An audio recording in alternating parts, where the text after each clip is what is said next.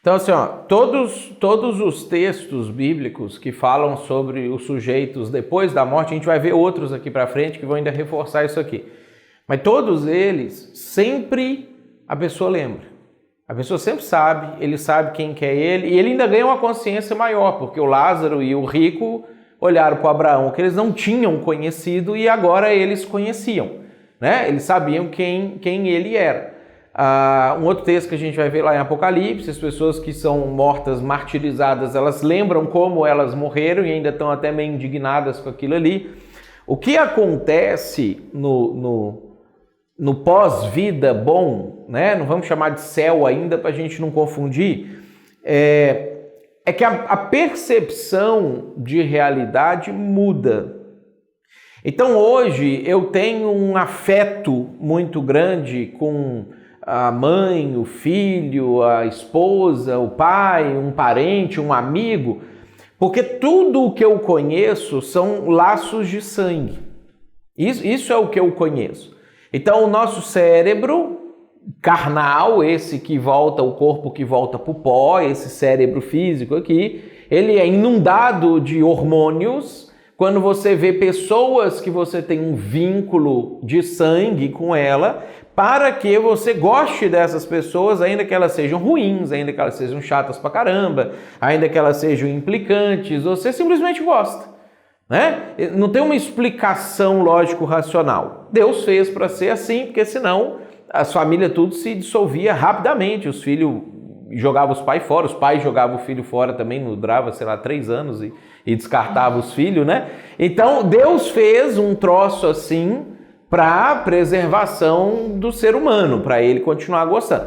Esse tipo de vínculo, ele se desfaz com a morte. E aí que vínculo que sobra?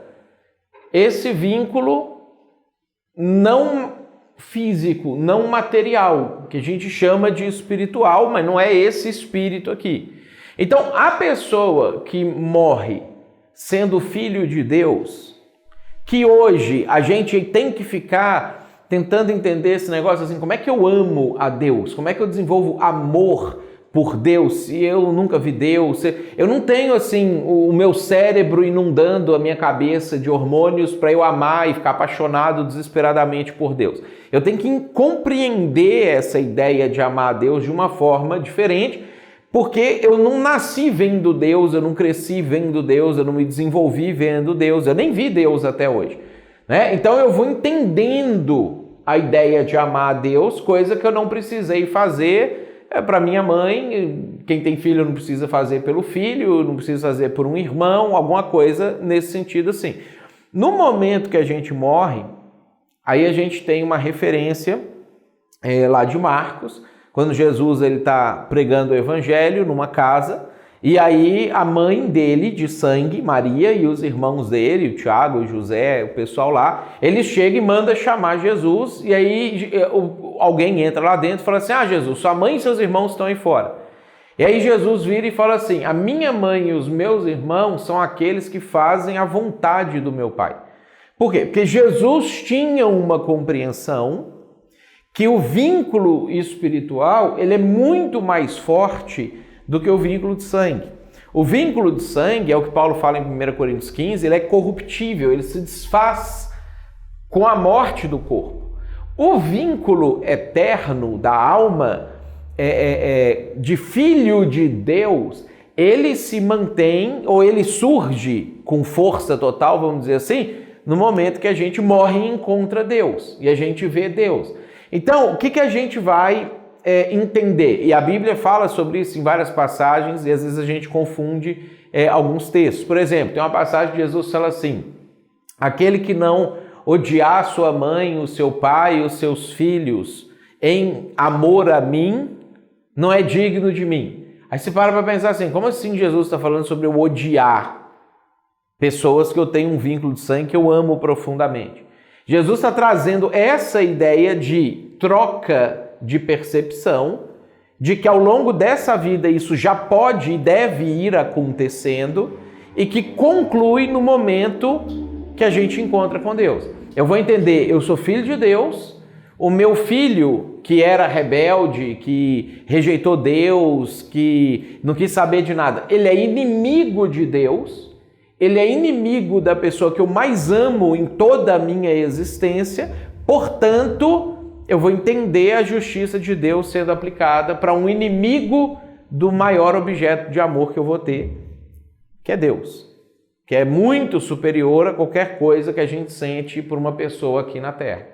Que a gente ainda não experimenta isso, mas isso vai ser construído, e é por isso que Jesus falava esse tipo de coisa que parece bizarro, né? Como assim odiar minha mãe? Né? Como assim minha mãe e meus irmãos é quem faz a vontade do meu pai? E ele está falando isso em detrimento da mãe e dos irmãos de sangue dele. Agora, para nós, isso é um processo da gente conseguir ir entendendo como que isso funciona, a ponto de que se eu tenho um filho não cristão, eu vou amar mais uma pessoa da igreja que é meu irmão do que um filho não cristão. Provavelmente esse nível é no céu, mas vai acontecer. Porque a nossa percepção, a nossa interpretação vai mudar. Poderia se encaixar nisso também os filhos de Arão? Os filhos de Arão é um exemplo bom para isso aí. Deus proibiu Arão de chorar a morte dos 2 filhos, porque os filhos morreram em rebelião a Deus. E Arão tinha que dar o exemplo de eu amo a Deus mais do que a minha própria família. E aí os filhos dele são queimados por Deus porque estavam profanando o altar, bêbados, e ele não chora para mostrar para as pessoas essa ideia de eu preciso construir esse amor profundo por Deus. Então esse é um exemplo bom. E se você gostou dessa resposta e quiser estudar com a gente, acessa aqui embaixo o link para você poder estudar junto com a gente, fazer o nosso seminário. Vai ser um prazer ter você junto com a gente.